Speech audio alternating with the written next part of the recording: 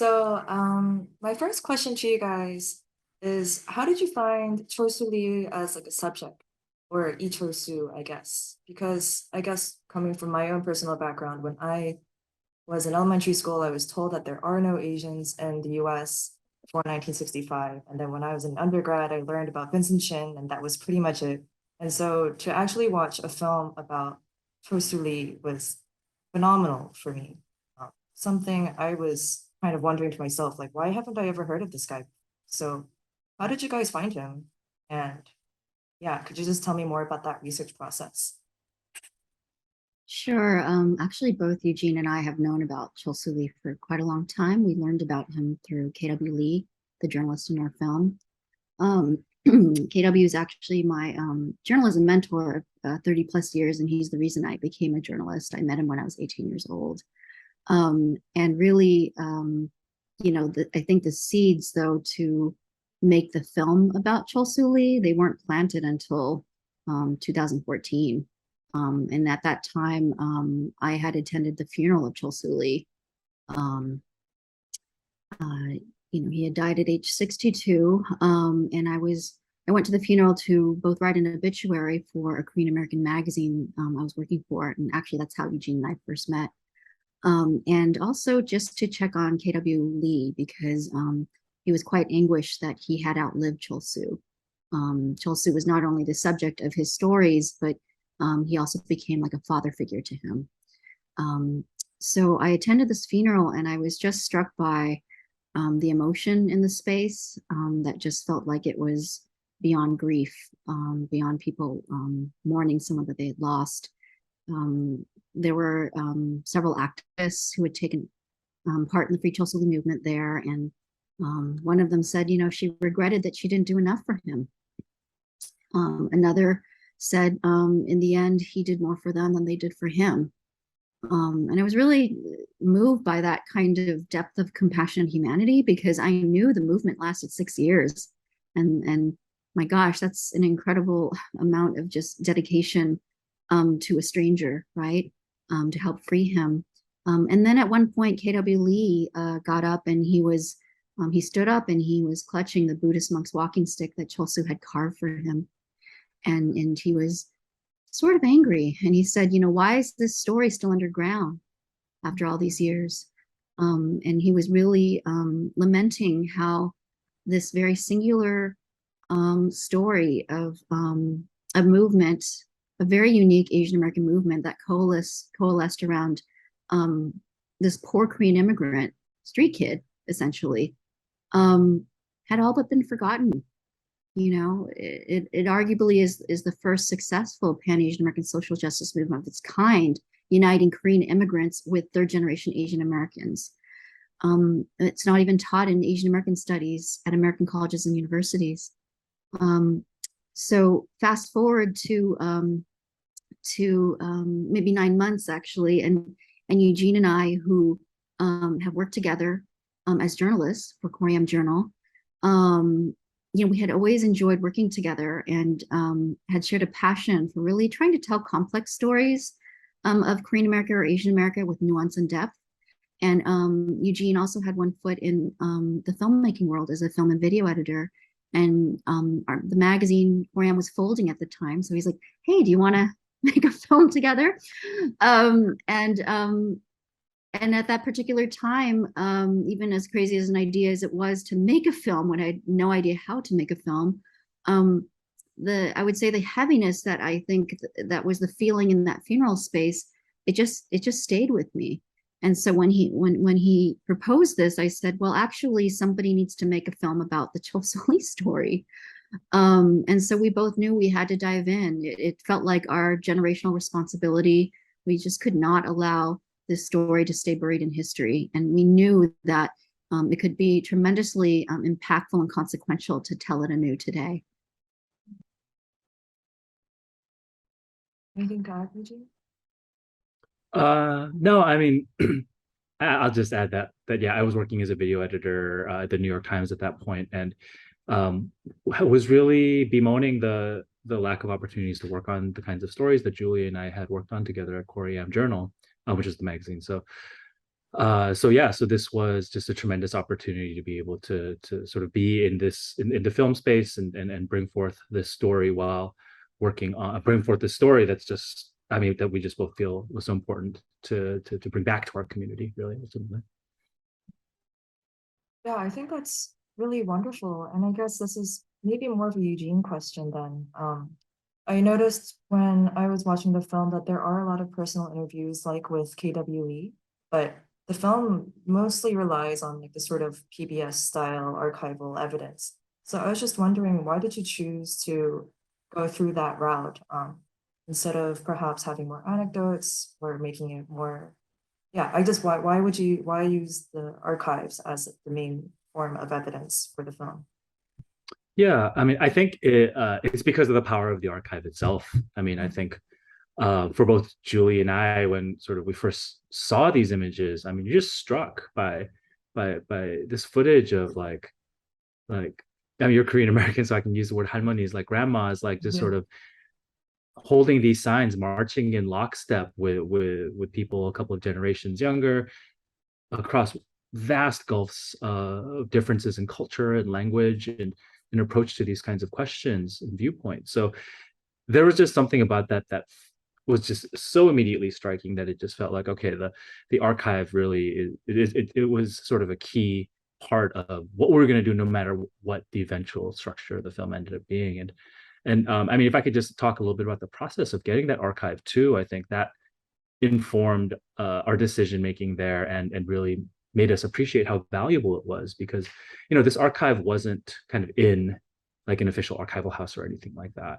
Like the process for getting it was really KW opened up a lot of doors for us and introduced us to a lot of the activists and the journalists and the folks who'd been involved with the movement at the time. And so as we spoke to them person by person, it was astonishing that everybody really just had hung onto something. Everybody had a box, basically, like in their attic or in their garage or what have you, of material from this era and from this case.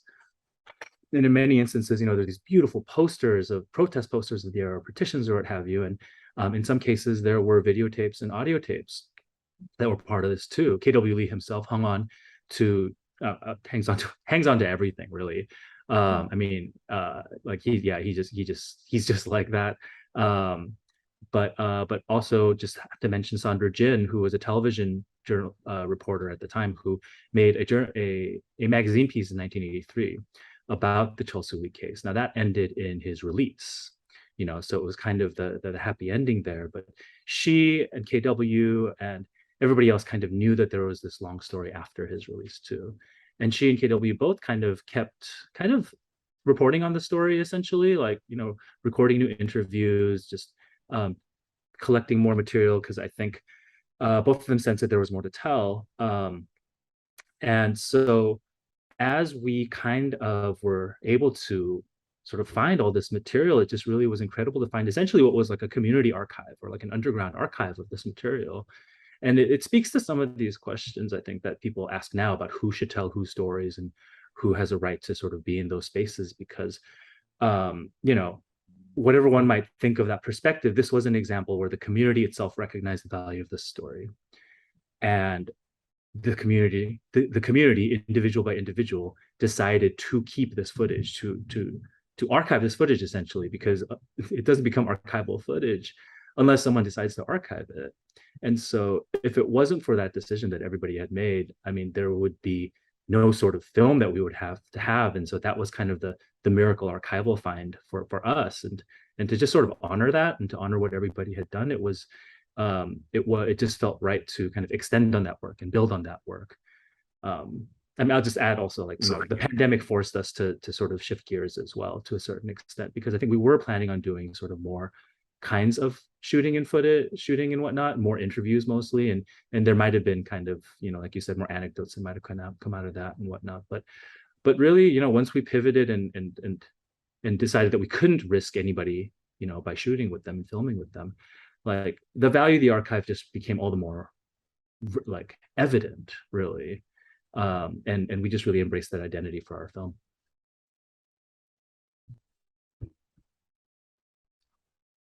Julie? Oh no, I'll just add though that you know, we have to credit our incredible team, including you know, our editing team and Truly, true, Aldo absolutely. Velasco and Jean Chen, who really just, I think, helped make the archival feel that immersive, and make you feel like you're living through that era right now, of that time period. And yeah, and also archival producer Brian Becker, who helped us find so much of the footage that you see in the film, the prison footage, the Chinatown footage from that era, just to create that kind of environment. So yeah, you could feel like you were there. I guess within this vein, I think something that you pointed out earlier, Julie, really struck me when you said that you went to funeral of Vincent Chen and Oh, you Chol Soo Lee. oh Chol Soo Lee. Oh, sorry. Oh my goodness. And just Mhm. thinking about I don't know, just the proximity of his life to ours, generationally speaking.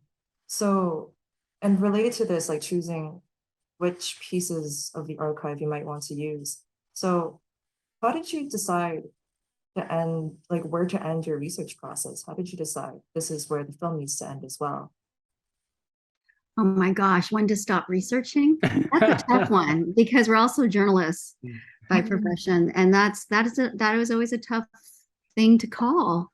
And I think when I was a newspaper reporter and you have daily deadlines, it's very easy to know when to stop because you got your deadline. And then when I edited Coriam Journal, a monthly magazine, again there was a deadline, you know, and it's just like that's you do your best and then you call it and you put your packaged magazine together. But I have to say, for a film, a documentary film, wow, you know, we worked on it for 6 years, and so it is difficult to know when to call time. And I feel like we did do an exhaustive search, but at the same time, I also feel like we didn't turn every stone.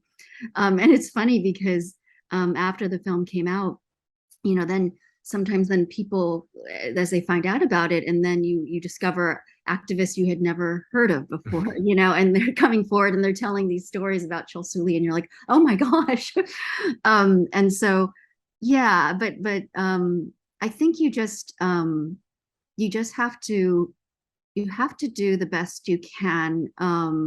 And you know, you have to also realize you're not gonna you're not going to find everything. You're not going to discover every single thing. And really, it's our interpretation of his life and his story and this movement he inspired.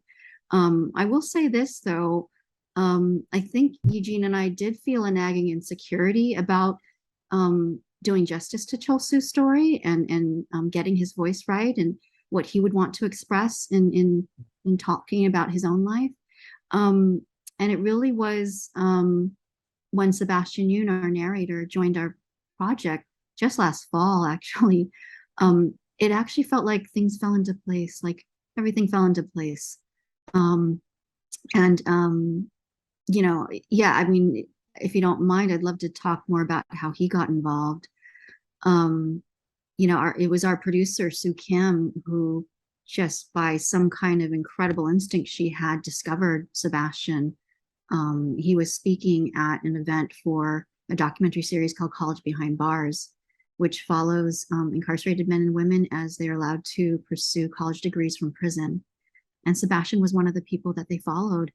And Sue was actually shocked to see a Korean American representing that film, and having had that experience of being formerly incarcerated, because she said usually when she's in those spaces, it's mostly a black and brown space, and she rarely sees Asian Americans.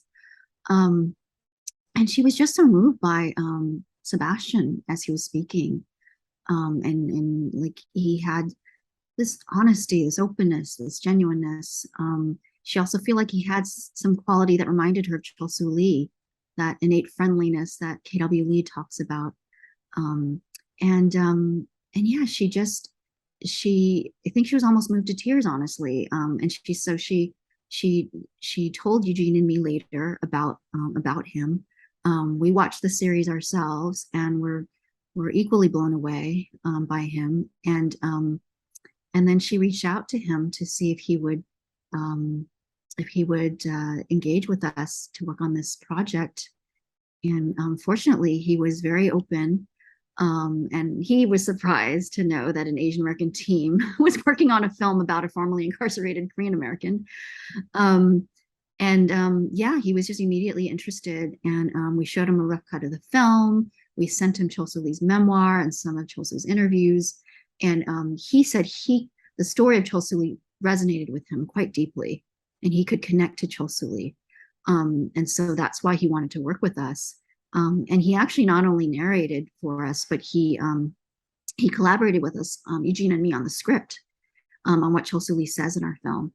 And so, yeah, he helped us flesh out, especially sort of the dehumanizing experience of being incarcerated, as well as emphasizing that it wasn't just prison violence that Chol Soo confronted, but the depression, the loneliness, the isolation.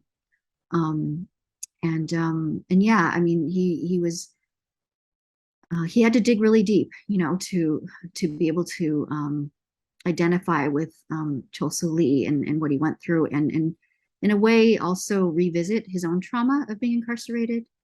He was only released in 2019, so I think that that trauma is still there. But he told us he was willing to do that because he felt so strongly about wanting to make sure Chol Soo Lee, who's no longer with us, like that, his side of the story and everything he went through and all he had to overcome, like was really humanized. And he wanted to make sure that when people saw this film, that they wouldn't be so quick to judge Chol Soo about, like, why did he stumble and struggle and fail after he was released? Why didn't he meet the expectations of this community who came to his aid? He wanted to make sure, like, that people could feel some empathy and just, some understanding of how hard it was. We think Sebastian just does such a beautiful job with the narration. And, we think you can feel the lived experience that he brings to that role.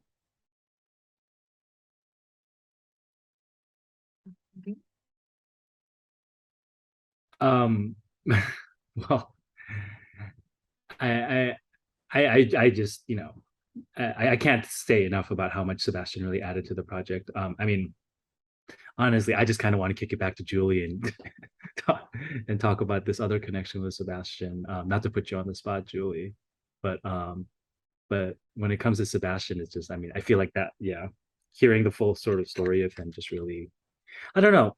there was a quote that we used early on from KW in an early fundraising trailer about how stars aligned for the movement, and it sort of feels like a moment where kind of stars aligned for our film in a way. Yeah, yeah, Eugene's talking about sort of a tangential story, but it's sort of magical in a way. Yeah, when Soo Kim, our producer, actually first reached out to Sebastian about our film project, and he wrote back, and then he said he was interested, but then he also said, like, oh, by the way, please tell Julie hello from me. I had subscribed to the magazine she edited from prison. I wrote a letter to the editor and she published it, and it was the highlight of my year. And so I looked for the letter, because, we'd had a handful of incarcerated Korean Americans who did subscribe to our magazine. And I remember some of them wrote us letters. And so I looked to see which letter this was. And it's from about a decade ago. And it's really an amazing letter that Sebastian wrote. And he basically said he was almost 5 years into a 15-year sentence. He went in when he was 16. Another incarcerated Korean American showed him the magazine, Koream, and so he started subscribing. And he said, prison could be such a stoic, depressing environment, and reading the articles in the magazine really sort of lifted his spirits and also gave him a sense of community, especially in a place where there weren't many Koreans. And then he said, I hope your magazine could help me do something. We need to educate our own community that we're not all model minorities, that there are other young people like me running the streets, without much guidance or, support, and we're making bad decisions and leading dangerous lifestyles, and these youth can end up like me. And he said, I can't do that from behind bars, but maybe you can. And I just, yeah, I mean, I think all of us on our team are just so moved to know that it's the same individual now who, in a way, is helping. He is fulfilling that wish that he had 10 years ago, educating our community by being involved in this film project, you know, and by helping us tell the story of Chol Soo Lee and the movement he inspired. You know, Sebastian says actually sometimes when he reads online comments to our film, some people will say like, I didn't even realize that there were formerly incarcerated Korean Americans. I didn't even realize there are Korean Americans currently incarcerated. As shocking as that sounds, you know, I think that actually is probably true for a lot of people. And, you know, we don't want to think about that, you know, and I think there's still actually quite a bit of stigma um, around people who are incarcerated and their families. And so, yeah, it's just an incredible just coincidence, right? I think what Eugene was saying is about this alignment of stars. Like we just can't help but feel like, wow, what an incredible alignment of stars. You know, it's funny, even the very magazine issue where that Sebastian's letter was published, Eugene wrote the cover story for that for that issue. So it's just the connection is quite crazy, yeah, and wonderful. Yeah. That's incredible. Oh my goodness. It's like fate. No way. Yeah, I don't really usually believe in that stuff, but yeah, it sort of makes you want to believe that, you know, that it was meant to be. I guess something that you've been saying, and I think bringing Sebastian in too, um, has stuck out to me. And I think it's this emphasis on Chol Soo Lee being a Korean American. And so I think throughout the film, like he is seen as you mentioned earlier, Julie, like a lot of the Pan Asian American movement really coalesces around him. But then at the same time, I think it's really interesting that the team is all Korean American, like the team producing the film, and that you chose to have a Korean American spokesperson to voice act for Choi Soo Lee. And I guess, how do you make this tension? Like, what do you make of this tension, this oscillation between being Asian American or Pan Asian American or Pan Asian America, but also trying to figure out this individualism of the Korean American or of this individualism of Choi Soo Lee himself, and having like, how do you balance the individual versus the community, and which communities we should be aligning ourselves to or identifying with here? Yeah. I just want to I do want to point out that our sort of core team was not all Korean American. Like we did have a couple of Chinese Americans on the team as well as you know other ethnicities and folks who yeah, I mean I'll just mention, I mean Jean Chen was one of our producers, and Julie mentioned her before, she's a master editor as well, and just brought so much to the project. Anita Yu was our co-editor, who did amazing work as well, and then Brian Becker, who Julie mentioned as well, and Gretchen Jude, who was our composer, who just brought amazing, just like artistry and just ideation to the soundtrack. So yeah, so it was a more Also, diverse. Sona Joe, we should And mention Sona that Joe, Korean yes, producer. Yeah. yes, absolutely. Who was Korean but is South Korean and not Korean American, which I think is important to note as well. So it's like that question of identity that you mentioned kind of stretches in a couple of different directions, because there's the Korean Americanness, there's the Asian Americanness, and then there's just the Americanness that we all have as we exist in kind of in a multiracial country. But I think it's you know, if anything, it reflects kind of what the movement went through as well, you know, as the movement navigated these questions, because the term Asian American had just been invented not long before the movement started. And it was seen largely as kind of like a radical political project to replace the word Oriental, to find something self-defining that we can sort of like build an identity around, and be in conversation with other communities around. And so, you know, ideas are all well and good, but I mean, I think what's kind of incredible about the Chol Soo Lee movement, and this is, you know, Julie spoke to this earlier, was just how unlikely it was that people would come together like this. Like Jeff Adachi, the elected public defender of San Francisco, who we interviewed and who was a young activist, and who unfortunately like has passed away since we started working on the film. But he talked about how it wasn't expected that Asian Americans would come together like this, like it wasn't expected that Koreans and Japanese people would come together. I mean, there's obviously the history of Korea and Japan that exists, through which there's tremendous like just intergenerational tension, but also, a lot of the people who came to Chol Soo's aid were people who had lived through those years and had lived through the Korean War before they immigrated here. So there's tremendous ground for distrust if one were to want to sort of skew it in that direction. And yet they kind of came together in this like really unlikely solidarity to work together on this case. And I mean, it's a credit to so many things of that, like that occurred in that era that allowed people to do that. I mean, I think, primacy of place really sort of has to go to KW Lee's stories, because Chol Soo's case was not seen as a cause until his stories came out. And so Chol Soo is in prison for some years.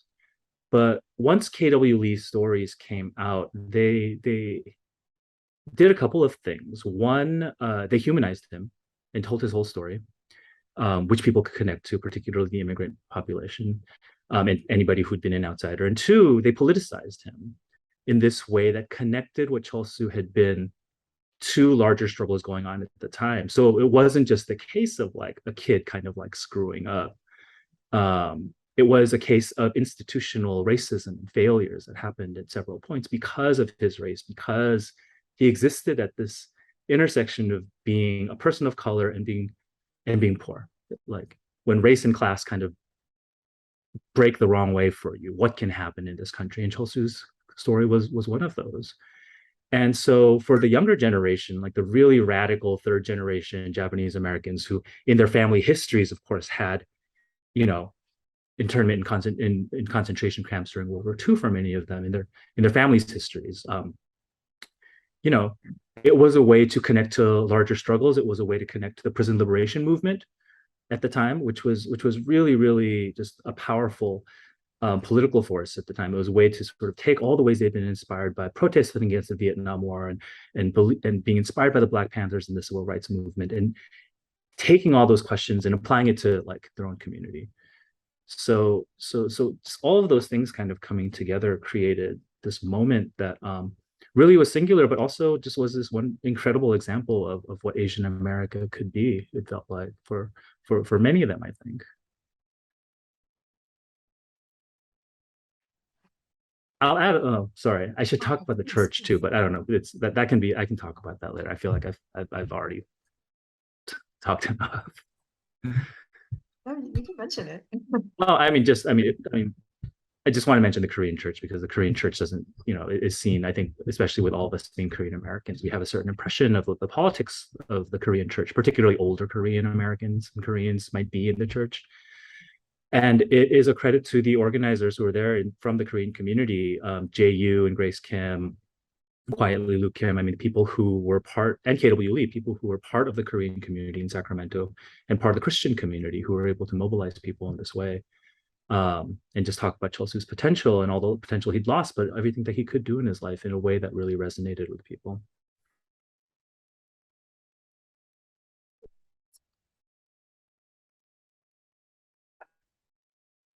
Oh, Julie, anything to add? No, I don't think so. Well, that's really cool. And I think, honestly, something I read about before to this interview too is that I read that this is the first Korean American story to be funded by the Korean Film Council as well. So how did you Right. the pace of getting funding from South Korea and I guess pitching the story to them? Yeah, we have to credit our producer Soo Kim. She Yeah. actually, I think she took part in a producing class she taught in South Korea one year, and that's how she met our South Korean producer Sona Jo. And so when we were working on this film, she did ask Eugene and me at one point, like, how important is it for you to distribute the film in Korea for this film to be seen in South Korea? And Eugene and I just both were like, overwhelmingly, it is incredibly important for us to do that because this case actually captured the imaginations of South Koreans when it was happening, when the movement sort of gained steam. It became quite popular and it was something covered in the South Korean media. They also made a radio drama and a play. Yes, in Korea about the Chol Soo Lee story. You know, this was, you know, sort of like one of their own, a child of the Korean War. And so they really identified with Chol Soo's struggles in America. And so, yeah, we knew that that was an important audience for us. And so then Sue pursued this partnership with Sona Jo, and she is actually, yeah, she's the one who helped us apply for the COFIC grant. And you know, we should credit her for successfully getting it too. And yeah, it's been a really amazing partnership. We actually ended up doing some post-production work in Korea, working with an animator there, and a motion graphics person, a sound designer. And so yeah, it's been an incredible sort of cross-cultural and you know, yeah, South Korean and American production. Yeah, production. Yeah. That's really cool. Eugene? No, I mean, I think it's Korean Americans. There's always, I mean, you feel that gap between yourself and like people who are South Korean, who are native South Korean. And so it was really, it was wonderful to sort of get the sense that like there's a recognition of the importance of the story. And it was wonderful to be able to work together with the team out there too. I mean, it really was something else that made the experience special in that regard. Yeah, I remember when I watched the film, I texted my mom about it. My mom's my parents moved back to South Korea for a while, and then she was like researching it on Naver, and she was like, oh my goodness, like I had heard aunties or my aunties back in the day talk about it. So Ah. that was really cool. And I was just wondering, in this vein, how did your families react to the film? Were they in the US at the time? Did they hear about Chol Soo Lee as well? I guess Julie, maybe it might be different. Yeah. No, I remember my father actually. He immigrated in '63. He said he sort of he did sort of recall something about the case, because again, it was sort of in the, you know, all over the Korean media at the time. At a certain point when the movement gained popularity in its final years, even my parents-in-law said they sort of vaguely recalled hearing about Chol Soo Lee, reading about him in the newspaper. Yeah. Yeah, same here. My parents came in the early 70s, 71, 72, and they were definitely aware of the case as well. So cool. I heard. No, yeah, it's so great to be able to connect like with our parents' generation, like on sort of this historical level, you know, on some level too. Like I think that's something that Julie and I would just feel really gratified to be able to have been able to do that, to sort of forge and foster these kinds of conversations. Yeah, and I think especially being able to watch a single document together has really been able to stimulate sort of conversation between us. It's kind of a thing, rather than just having an idea of what was going on. All right, well, I just have one more question for you guys.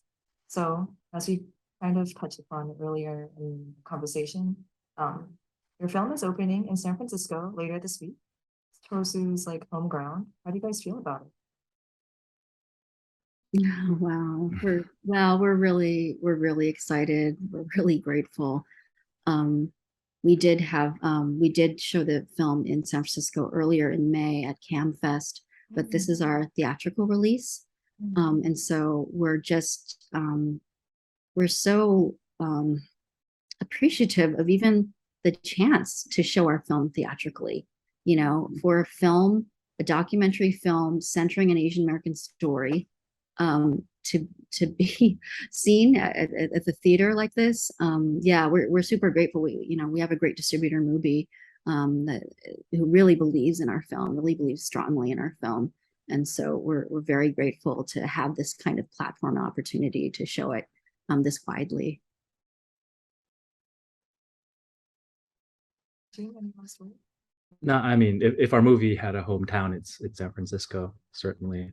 And so the chance to screen there is a dream. The chance to have this kind of platform is something that we could never would have anticipated in the beginning, because who knows how an Asian American story or an Asian American documentary will land. And also just, I mean, so grateful to be able to be back and reconnect with, I mean, a lot of the people who we interviewed for the film and who I think we've been able to get to know and like just really forge, I mean, relationships with that are quite warm and quite loving, and that's kind of part of the process that reflected some of the intergenerational stuff we talked about. I mean, like being able to interview them and talk to them and hear their stories was a form of intergenerational connection that I think we're just so grateful to have been able to do. So we're just excited to see them again as well. Yeah. Well, I'm excited too. So hopefully we'll see each other this weekend. But thank you so much for your time. Let me